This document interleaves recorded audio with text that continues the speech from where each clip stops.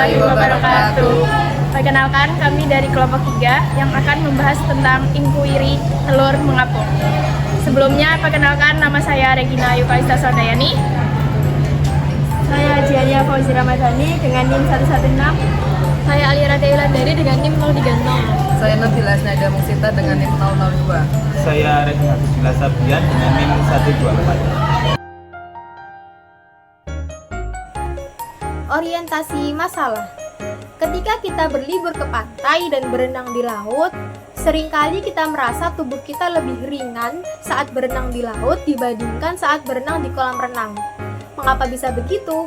Apakah air laut memiliki sifat yang membuat benda di atasnya lebih mudah mengapung?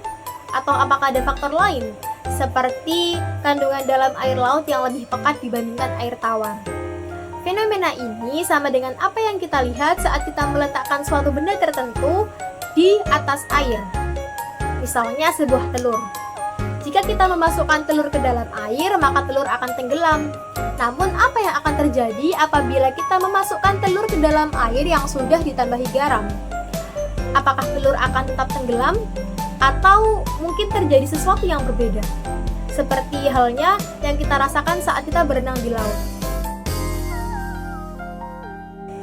Rumusan masalah. Bagaimana kadar garam dalam air mempengaruhi kemampuan telur untuk mengapung? Setelah kita memahami orientasi masalah dan rumusan masalah pada pembahasan sebelumnya, kita dapat merumuskan sebuah hipotesis, yakni telur akan mengapung pada air yang memiliki konsentrasi garam yang lebih tinggi atau lebih pekat. Variabel-variabel yang digunakan dalam penelitian kali ini, yang pertama adalah variabel manipulasi, yakni konsentrasi garam. Pada gelas pertama tidak diberi garam, pada gelas kedua diberi garam dengan sebanyak 5 sendok makan, pada gelas ketiga diberi garam sebanyak 7 sendok makan. Lalu yang kedua ada variabel respon, yakni keadaan telur. Apakah telur itu akan tenggelam, apakah telur itu akan mengambang, dan apakah telur itu akan melayang. Lalu yang ketiga variabel kontrol, yakni jumlah air dalam gelas, yakni 200 ml. Lalu jenis gelas dan jenis telur dan berat telur. Saya membawa air, saya garam, saya gelas. Gelas dan 1 sendok. Saya 3 buah telur. Langsung saja ke prosesnya.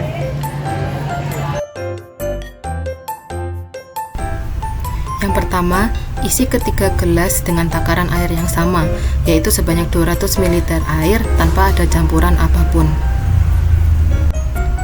Yang kedua, uji kelayakan telur dengan memasukkan telur ke dalam air. Telur yang baik akan tenggelam di dalam air.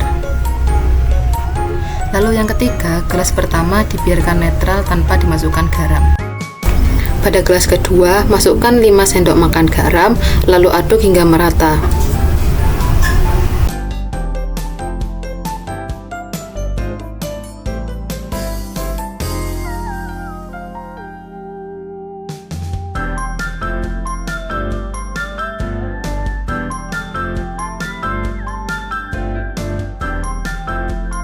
Pada gelas ketiga, masukkan 7 sendok makan garam, lalu aduk hingga merata.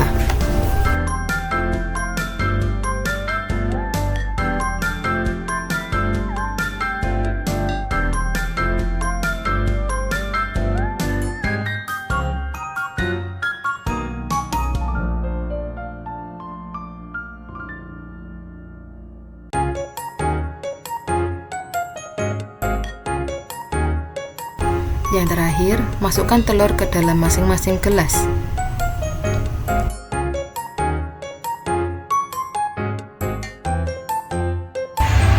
Berdasarkan percobaan yang telah dilakukan, menghasilkan data yaitu pada gelas pertama dengan kondisi air netral tanpa campuran apapun, keadaan telur tenggelam di dalam air.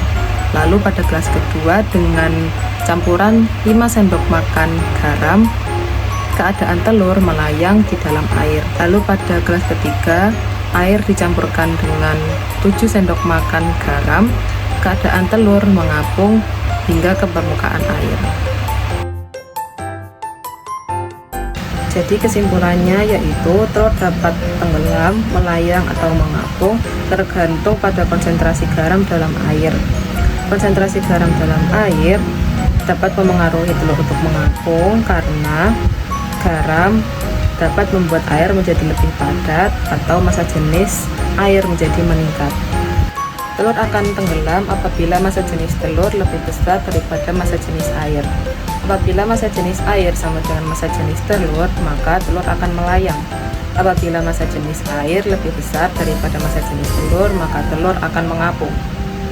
Peristiwa ini terjadi sesuai dengan hukum Archimedes, yaitu apabila sebuah benda dicelupkan ke dalam cairan, maka benda tersebut akan mengalami gaya ke atas. Pada hukum Archimedes ini, massa jenis suatu cairan sangat mempengaruhi pada kemampuan benda untuk tenggelam, melayang, ataupun mengapung. Telur memiliki fakta bahwa telur dapat tenggelam, melayang, dan mengapung. Telur dapat tenggelam, melayang, dan mengapung itu tergantung dari kepadatan airnya. Air asin lebih padat daripada air biasanya, dan makin banyak garam yang larut, maka makin padat juga airnya. Nah, ini disebut dengan konsep gaya apung dan densitas. Ternyata telur jika lebih berat daripada air, maka telur itu akan tenggelam. Jika telur dan air itu seimbang, maka telur akan melayang. Telur tersebut akan berada di tengah, atau bisa dikatakan telur tersebut tidak mengapung ke permukaan ataupun tidak tenggelam, tapi dikatakan sebagai telur yang melayang. Nah, jika air itu lebih padat daripada telur atau telur itu lebih ringan, maka telur tersebut akan mengapung atau berada di permukaan. Teori tenggelam, melayang, mengapung menjelaskan bahwa sebuah benda yang dicelupkan ke dalam air akan mendapatkan gaya ke atas atau gaya apung yang besarnya sama dengan berat air yang dipindahkan oleh benda itu. Ketika gaya apung sama dengan berat benda, benda akan melayang. Jika lebih besar, benda akan mengapung. Jika lebih kecil, benda akan tenggelam. Kemudian Hukum Archimedes menyatakan bahwa setiap benda yang tenggelam atau mengapung dipengaruhi oleh gaya apung. Jika gaya apung ini cukup besar, benda bisa mengapung. Jika seimbang, benda bisa melayang. Dan jika lebih kecil, benda akan tenggelam.